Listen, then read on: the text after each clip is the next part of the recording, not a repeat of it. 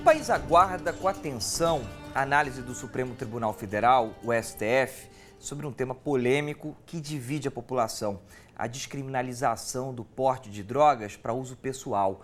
O caso em questão tramita no STF desde 2011 e o resultado do julgamento vai ter efeito direto em outros 248 processos, que também esperam pela posição do Supremo.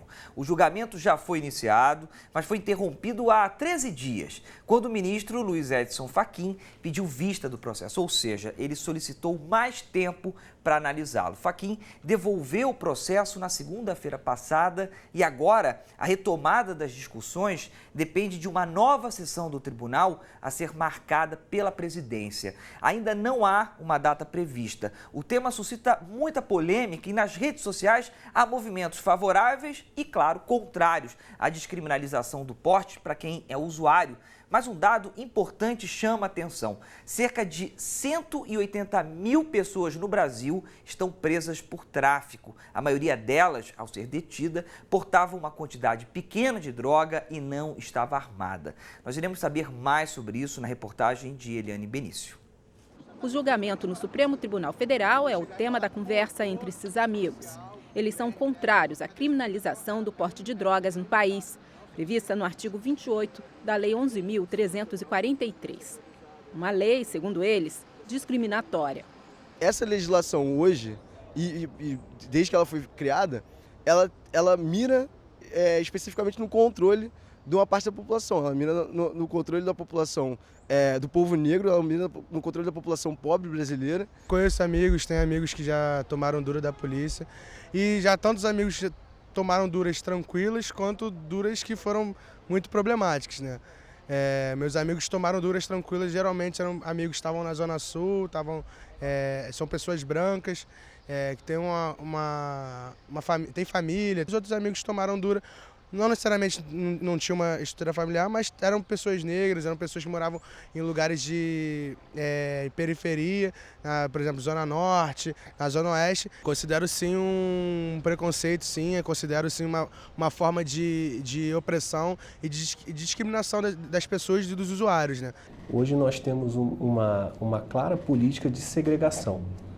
O jovem, pobre, negro não tem direito a ser usuário de drogas. Ele é taxado quase que automaticamente como traficante.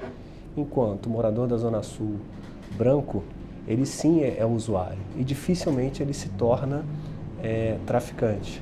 Na verdade, a política de drogas ela é um reflexo da injustiça social e da política que se pratica hoje no Brasil, especificamente na política de segurança do Estado do Rio de Janeiro. O que está sendo discutido pelo Supremo é se um comportamento que não causa mal a uma outra pessoa, só a própria pessoa, pode ser passível de uma sanção criminal ou não. O primeiro voto do ministro Gilmar Mendes foi no sentido de que esse comportamento não pode ser passível de uma sanção criminal. Se os outros ministros acompanharem o voto do ministro Gilmar, significa que o porte de drogas para uso próprio não pode mais ser punido criminalmente. Você pode ter punições de outra natureza, uma multa, uma prestação de serviço à comunidade, decorrente não de uma pena, mas sim de uma infração administrativa. Bottino explica. Hoje, quando alguém é preso e levado com entorpecentes para uma delegacia, a primeira pessoa que faz essa diferenciação é o delegado, seguindo critérios como o tipo e quantidade da droga e o local da apreensão.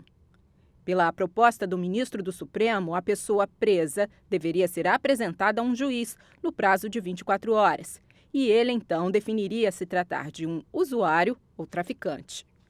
O ideal é que nós tivéssemos um critério baseado em quantidade de droga, que é como vários outros países que descriminalizaram e que não descriminalizaram também fazem essa distinção. Essa questão da quantidade, quem definiria? Bom, normalmente essas escolhas precisas, têm que ser feitas pelo Legislativo. Mas nada impede que, se o Supremo escolher seguir por esse caminho e estabelecer uma quantidade, o Legislativo vá lá e reexamine essa questão. Veja bem, de um modo geral, talvez não fosse o caso do Supremo definir isso. Por outro lado, se ele não definir, pode acabar esvaziando a própria decisão de descriminalizar. A questão em pauta no STF também gerou um debate sobre a relação entre repressão às drogas e superlotação nas cadeias. Segundo o Ministério da Justiça, dos 607 mil presos no país, quase 30% estão relacionados à lei de drogas. E estudos indicam que a maioria dos condenados por tráfico é formada por réus primários, presos desarmados e com pequena quantidade de drogas. Nos últimos 8 anos aqui no Rio de Janeiro, a população carcerária aumentou de 28 mil para 43 mil.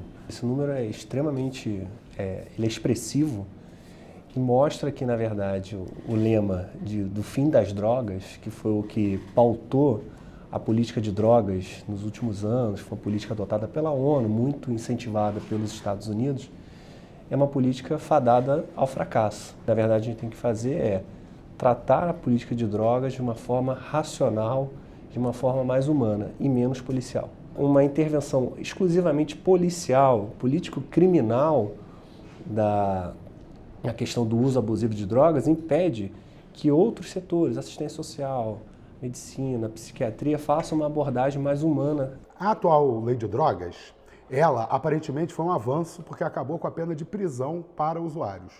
Mas, contraditoriamente, de 2006 para cá, explodiu o encarceramento de pessoas acusadas de tráfico. Isso ocorreu por 2 razões. Uma, porque a lei de 2006 aumentou a pena mínima para os que são condenados por tráfico. Então, os traficantes passaram a ficar mais tempo presos. E 2, quando estabeleceu critérios subjetivos para diferenciar o usuário e o traficante, abriu espaço para que muitos usuários pobres sejam encarcerados como traficantes.